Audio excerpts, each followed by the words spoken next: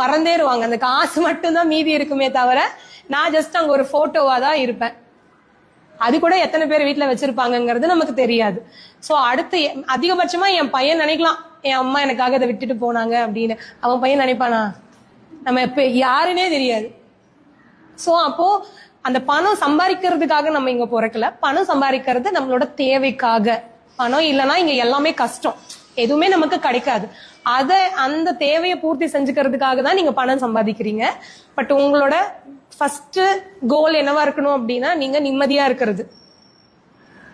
நீங்க நிம்மதியா இல்லாம பணம் சம்பாதிச்சு பிரயோஜனமே கிடையாது. யாருக்கும் இங்க நம்ம ஒண்ணுமே விட்டுட்டு போகணுங்கிற அவசியமே இல்லை.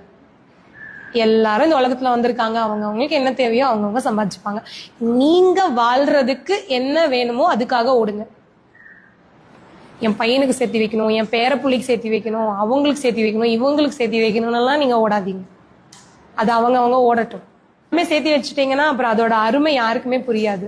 இன்னைக்கு எங்க அம்மா எனக்கு எதுவுமே சேர்த்து வைக்கல. இப்ப எனக்கு அந்த ஒரு ரூபாயோட வேல்யூ எனக்கு புரியுது. நான் எல்லாமே கொடுத்துட்டு போயிட்டேன்னா என் பையனுக்கு என்ன புரியும் அதோட வேல்யூ? எல்லாமே ஈஸியா வந்துருச்சு இல்ல, அதை ஈஸியா செலவு பண்ணிடுவான். அதனால குழந்தைங்க நம்ம இந்த உலகத்துக்கு கொண்டு வந்திருக்கோம். அவங்களுக்கு நல்ல ஒழுக்கம் சொல்லி கொடுக்கலாம், அவங்களுக்கு நல்ல படிப்பு கொடுக்கலாம், இந்த சொசைட்டி எப்படி ஹேண்டில் பண்ணணும்னு சொல்லி கொடுக்கலாம். அவ்வளவுதான்.